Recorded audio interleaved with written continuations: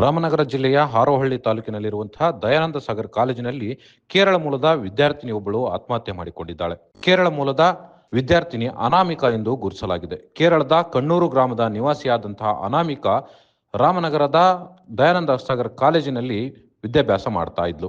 Medical ವಿದ್ಯಾರ್ಥಿನಿಯಾಗಿದ್ದ Anamika ಆತ್ಮಹತ್ಯೆ ಮಾಡಿಕೊಂಡಿದ್ದಾರೆ. ಆದರೆ ಆತ್ಮಹತ್ಯೆಗೆ ನಿಖರವಾದಂತಹ ಕಾರಣಗಳು ತಿಳಿದು ಬಂದಿಲ್ಲ. ಮಾನಸಿಕ ಒತ್ತಡದಿಂದ ವಿದ್ಯಾರ್ಥಿನಿ ಆತ್ಮಹತ್ಯೆ ಮಾಡಿಕೊಂಡಿದ್ದಾಳೆ ಎನ್ನುವುದು ಗೊತ್ತಾಗಿದೆ.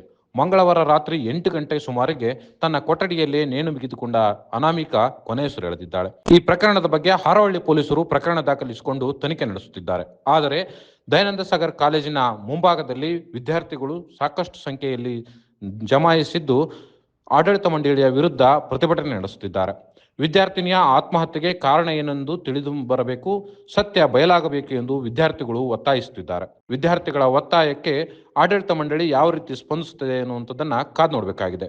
Bureau report, Prajadhwani TV. Ramanagara ಜಿಲ್ಲೆಯ ಹಾರೋಹಳ್ಳಿ ತಾಲೂಕಿನಲ್ಲಿರುವಂತಹ ದಯಾನಂದ ಸಾಗರ್ ಕಾಲೇಜಿನಲ್ಲಿ ಕೇರಳ ಮೂಲದ ವಿದ್ಯಾರ್ಥಿನಿಯೊಬ್ಬಳು ಆತ್ಮಹತ್ಯೆ ಮಾಡಿಕೊಂಡಿದ್ದಾಳೆ. ಕೇರಳ ಮೂಲದ ವಿದ್ಯಾರ್ಥಿನಿ ಅನಾಮಿಕಾ ಎಂದು ಗುರುತಿಸಲಾಗಿದೆ. ಕೇರಳದ ಕಣ್ಣೂರು ಗ್ರಾಮದ ನಿವಾಸಿಯಾದಂತಹ ಅನಾಮಿಕಾ ರಾಮನಗರದ ದಯಾನಂದ ಸಾಗರ್ ಕಾಲೇಜಿನಲ್ಲಿ ವಿದ್ಯಾಭ್ಯಾಸ ಮಾಡ್ತಾ ಇದ್ಲು. ಮೆಡಿಕಲ್ ವಿದ್ಯಾರ್ಥಿನಿಯಾಗಿದ್ದ ಅನಾಮಿಕಾ ಆತ್ಮಹತ್ಯೆ ಮಾಡಿಕೊಂಡಿದ್ದಾರೆ. ಆದರೆ ಆತ್ಮಹತ್ಯೆಗೆ ನಿಖರವಾದಂತಹ ಕಾರಣಗಳು ತಿಳಿದು ಬಂದಿಲ್ಲ. ಮಾನಸಿಕ ಒತ್ತಡದಿಂದ ವಿದ್ಯಾರ್ಥಿನಿ ಆತ್ಮಹತ್ಯೆ ಮಾಡಿಕೊಂಡಿದ್ದಾಳೆ ಎನ್ನುವುದು ಗೊತ್ತಾಗಿದೆ.